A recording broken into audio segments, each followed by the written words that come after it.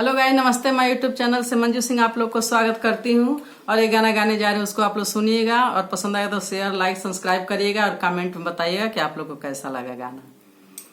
का कैला राजा अंग्रेजिया में पढ़ी के, का कैला राजा अंग्रेजिया में पढ़ी के, आ गइल सिपहिया दुअरिया पर चढ़ी के, आ गइल सिपहिया दुअरिया पर चढ़ी के,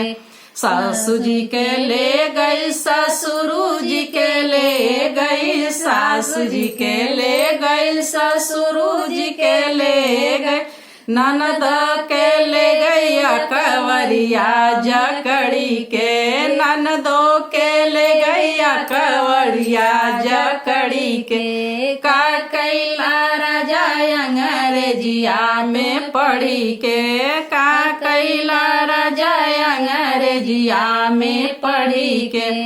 जेठ जी के ले गई, जेठान जी के ले गई, जेठ जी के ले गई, जेठान जी के ले गई, देवरू के ले गई हथकड़िया जकड़ी के, देवर जी के ले गई हथकड़िया जकड़ी के, का कैला राजा अंग्रेजिया में पढ़ी के, का कैला राजा अंग्रेजिया में पढ़ी के, आइल पुलिसवा दुअरिया पर चढ़ी के, आइल पुलिसवा दुअरिया पर चढ़ी के, ननद जी के ले गइल, ननदोई जी के ले गइल, ननद जी के ले गइल, ननदोई जी के ले गइल, भैनवन के ले गइल झोलिया में भरी के, भैनवन के ले गइल झोलिया में भरी के, का कैला राजा अंग्रेजिया में पढ़ी के, का कैला राजा अंग्रेजिया में पढ़ी के,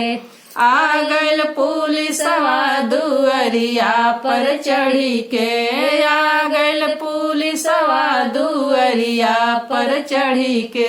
देवर जी के ले गइल, देवरान जी के ले गइल, देवर जी के ले गइल, देवरान जी के ले गइल, भतीजवन के ले गइल हथकड़िया जकड़ी के, भतीजवन के ले गइल हथकड़िया जकड़ी के, का कैला राजा अंग्रेजिया में पढ़ी के, का कैला राजा अंग्रेजिया में पढ़ी के, आ गइल पुलिसवा दुअरिया पर चढ़ी के, आ गइल पुलिसवा दुअरिया पर चढ़ी के।